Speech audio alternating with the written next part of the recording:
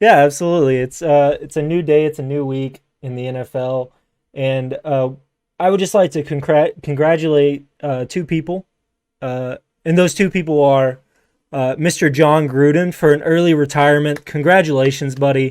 Yeah, You well know, deserved. yeah, we didn't think that you would be able to last 10 years, and it turns out you couldn't even last three. Either Friday or Thursday, the first like wave of the emails came out, and it was like the racist one against the NFLPA guy. As like it just didn't surprise me, like didn't surprise me whatsoever.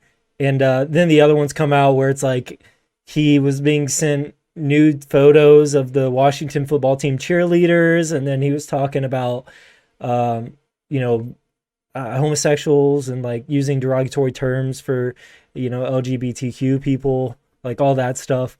None of it really surprises me at all personally. Uh, what are your guys' thoughts on the whole situation? It's not very surprising.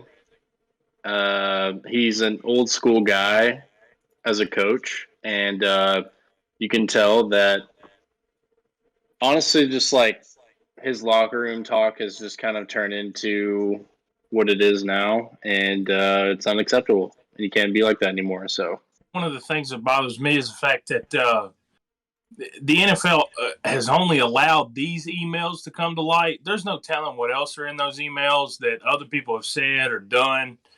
And I think that falls on the owners. I think the owners need to stand up and say, "Hey, look, if there's over 650,000 emails, you can't tell me that John Gruden was the only person that said something that was disgusting or rude or whatever."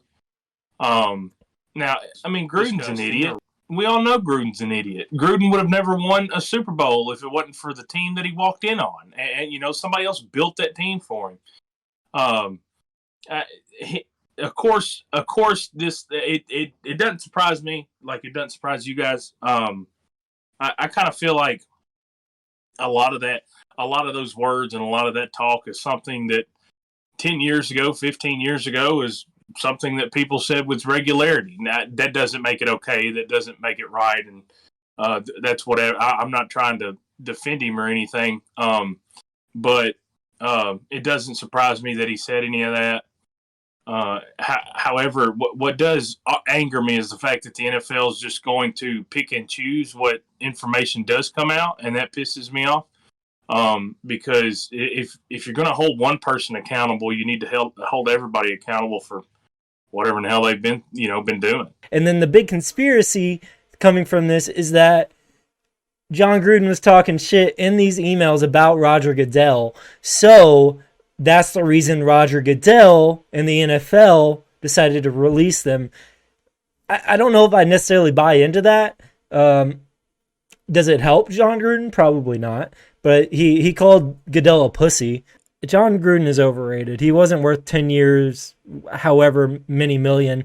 He was Mark Davis's hero growing up, apparently, who is the owner of the Raiders, if you don't know. He's the one that looks like the dude from the Ben Stiller movie where he got kicked in the head by the donkey. What is it, like Simple Sam or something like that? That's exactly what Mark Davis looks like. But yeah, the whole situation's fucking wild. And to me, it's insane that this is happening. Not only that one coaching scandal happened in an NFL season, but now we have two coaching scandals within an NFL season. There's only 32 head coaches in the NFL. So it's wild that two of them would be so reckless with their job. Granted, Gruden happened before he had the job, but still. Yeah, imagine how many scandals we'd have if everybody saw those emails, all those emails. My biggest thing about that is they're in DC. So there's no telling who is on that email list. He's the Bruce Allen was the president and GM of a football team in Washington DC. So the political figures that he probably came in contact with on a regular basis that probably had access to his email address, I don't know.